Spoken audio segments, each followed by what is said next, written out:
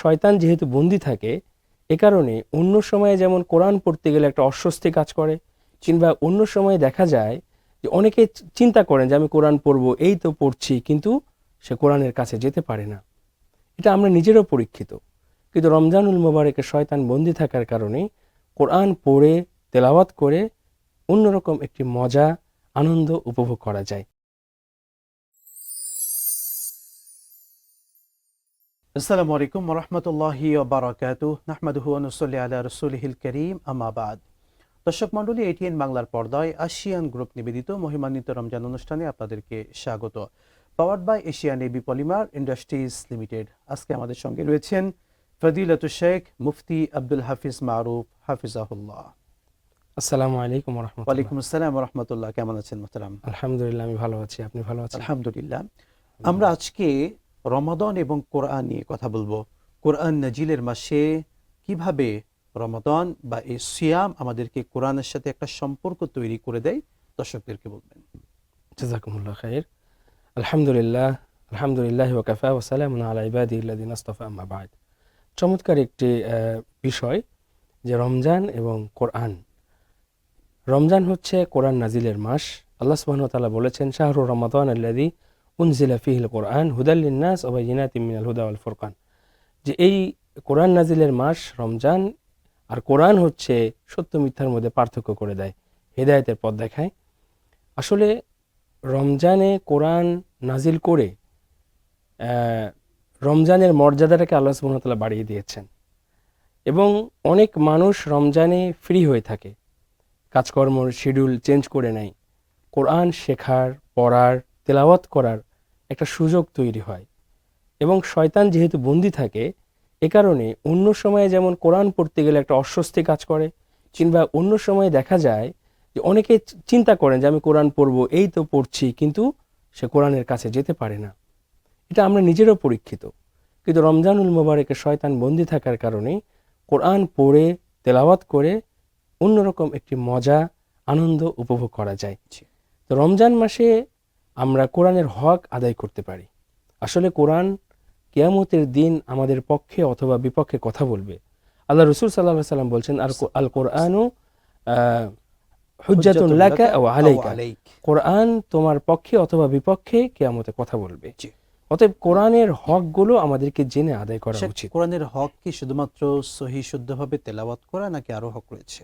আরো হক রয়েছে। কোরআনের মোট 5টি হক মোটামুটি যারা সালফে সালেহিন ছিলেন তারা এটা বের করে বলেছেন। এক নম্বর হচ্ছে, কোরআনের 1 নম্বর হক হচ্ছে, কোরআনে আল্লাহ সুবহানাহু ওয়া তাআলা যা কিছু বলেছেন এটার প্রতি নিঃশর্ত বিশ্বাস স্থাপন করা। হয়তো আমরা বুঝতে পারতেছি না, কিংবা বিজ্ঞানের নিরিখে এটা মনে হচ্ছে ভুল, কিন্তু না, আমরা বুঝি আর না বুঝি, আল্লাহ সুবহানাহু ওয়া তাআলা বলেছেন এটাই সত্য, নিঃসন্দেহে সত্য, এটা বিশ্বাস করা। 2 নম্বর হক হচ্ছে কোরআনকে শুদ্ধভাবে তেলাওয়াত করা। তো শুদ্ধভাবে তেলাওয়াত করতে হলে নিশ্চয়ই শুদ্ধভাবে আগে শিখতে হবে। অবশ্যই।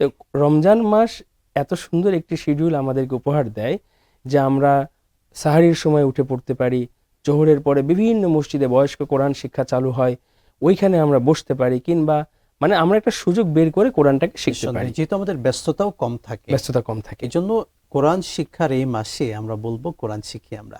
আপনার থেকে শুনবো আরো, কিন্তু বিরতির পরে। দর্শক মণ্ডলী, আসিয়ান গ্রুপ নিবেদিত মহিমান্বিত রমজান অনুষ্ঠান আপনারা দেখছিলেন, powered by Asian AB polymer industries limited. সময় হলো একটি ছোট্ট বিরতির, সঙ্গেই থাকুন, ফিরছি ইনশাআল্লাহ। ঢাকা উত্তর সিটি কর্পোরেশনের অনুমোদিত আবাসিক প্রকল্প আশিয়ান সিটি। এককালীন মূল্য পরিশোধে রয়েছে বিশেষ ছাড়। রেডি প্লট রেজিস্ট্রেশন নিয়ে এখনই বাড়ি করুন ঢাকার প্রাণকেন্দ্র আশিয়ান সিটিতে। আশিয়ান সিটি, আপনার অভিজাত ঠিকানা। No tension. সর্বাধুনিক প্রযুক্তিতে তৈরি এবি পলি পাইপ, আধুনিক যুগের পাইপ। এবি পলির মানে বুদ্ধিমানরাই জানে। AB poly UPVC pipes and fittings, টিকবে যুগের পর যুগ। বিরতির পর আবারও স্বাগত জানাচ্ছি দর্শক আপনাদের সকলকে এটিএন বাংলার পর্দায় আসিয়ান গ্রুপ নিবেদিত মহিমান্বিত Ramzan, powered by Asian AB polymer industries limited. দর্শক, আমরা আজকে কথা বলছিলাম রমাদান এবং কোরআনের যে সম্পর্ক, সেটি সে একটু জানতে চাওয়া, যারা আমরা কর্মজীবী মানুষ, হয়তো ছোটবেলায় কোরআন শিক্ষার সুযোগ পাইনি, আমরা হয়তো সেই সুযোগটাও এখন পাই না আলাদাভাবে সময় দিয়ে কোরআন শিখব। আমরা আমাদের অফিসিয়ালি ফাঁকে কিভাবে কোরআনকে শিখতে পারি? জি, খুবই গুরুত্বপূর্ণ একটি বিষয়। জি। কোরআন এটা আমাদের মুমিন হিসেবে অবশ্যই শিখতে হবে। তো এজন্য আমরা অফিসের মধ্যে এর আয়োজন করতে পারি। যদি সেটা সম্ভব না হয়, এখন অনলাইনে অনেক কোর্স পাওয়া যায়, কোরআন শিক্ষার কোর্স, সেগুলো আমরা করতে পারি লাইভ, অথবা লাইভ যদি করার সময় না হয় তাহলে আমরা নিজেদের মতো করে ইউটিউবে অনেক কোর্স দেয়া আছে। আসলে ইচ্ছেটুকুই হলো আমাদের প্রয়োজন। যদি আমরা ইচ্ছে করি, আল্লাহ তাআলা কোরআনকে সহজ করে দিয়েছেন, ওয়ালাকাদ ইয়াসসারনাল কোরআন লিযিকরি ফাহাল মিন মুদ্দাকির, আল্লাহ বলেছেন।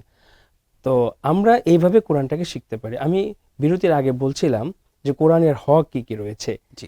তো কোরআনের আরেকটি হক হলো বিশুদ্ধ তিলাওয়াত, এবং তিলাওয়াতের অনেক ফজিলত রয়েছে। আল্লাহ রাসূল সাল্লাল্লাহু আলাইহি ওয়াসাল্লাম বলছেন, ইকরাউল কোরআন ফাইন্নাহু ইয়াতি ইয়াউমাল কিয়ামাতি শাফিআন লিআসহাবি। মুসলিম শরীফে উল্লেখ রয়েছে, আল্লাহ রাসূল বলছেন, তোমরা কোরআন পাঠ করো, কারণ কিয়ামতের দিন কোরআন তার পাঠকারীর জন্য আল্লাহর কাছে সুপারিশ করবে। এবং অন্য আরেকটি হাদিসে রয়েছে যে রমজান, এই রোজা আর হচ্ছে কোরআন, দুটোই আল্লাহর কাছে সুপারিশ করবে এবং দুজনের সুপারিশ আল্লাহ রাব্বুল আলামিন কবুল করবেন। 3 নম্বর হক হচ্ছে কোরআনের অর্থ বোঝা। আমরা অনেকেই আছি মাশাআল্লাহ তেলাওয়াত করতে পারি, কিন্তু ওখানে কেমন যেন একটা আমরা ব্রেক দিয়েছি। এরপরে যে আমার একটু কোরআনে আল্লাহ আমাকে কি বলছেন, অন্তত আমরা নামাজে যে সূরাগুলো পড়ি 10টা 20টা সূরা, এগুলো যদি আমরা পড়তাম জেনে, তাহলে দেখা যেত আমাদের নামাজগুলো আরো প্রাণবন্ত হতো। 4 নম্বর হক হচ্ছে যে কোরআনের এই বাণীর উপরে নিজে আমল করা। অনেকে আছি যে মাশাআল্লাহ সেমিনারে বয়ানে কোরআনের উদ্ধৃতি দিচ্ছি, নিজে আমল করতেছি না। কিন্তু কোরআনের একটা হক হচ্ছে এটা জানার পরে নিজে আমল করা। এবং 5ম নাম্বার হক হচ্ছে এটা নিজের মধ্যে সীমাবদ্ধ না রেখে কোরআনের এই বাণীকে বিশ্বময় ছড়িয়ে দেয়া। কোরআনের হক যদি আমরা আদায় করি, তাহলে কি হবে? আমরা আল্লাহর কাছে দামি হব, এবং কোরআনময় জীবনযাপন করলে মূলত সে তাকওয়াবান হবে, এবং ওই ব্যক্তি হবে রুচিশীল আধুনিক একজন মানুষ। একটি সম্পূরক প্রশ্ন রাখতে চাই, যেহেতু রমাদান মাসে আমরা যাকাত আদায় করি, যাকাতের নিসাব কতটুকু?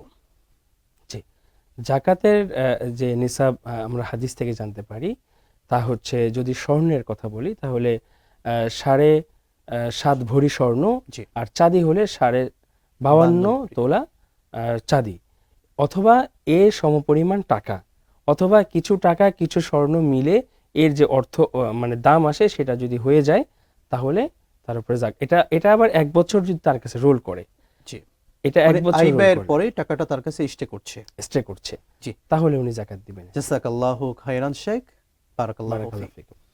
দর্শক মণ্ডলী, এটিএন বাংলার আপনাদের প্রিয় অনুষ্ঠান আসিয়ান গ্রুপ নিবেদিত মহিমান্বিত Ramzan, powered by Asian AB polymer industries limited. বিদায় নিচ্ছি, দেখা হবে আবারও। আসসালামু আলাইকুম ওয়া রাহমাতুল্লাহি ওয়া বারাকাতুহু।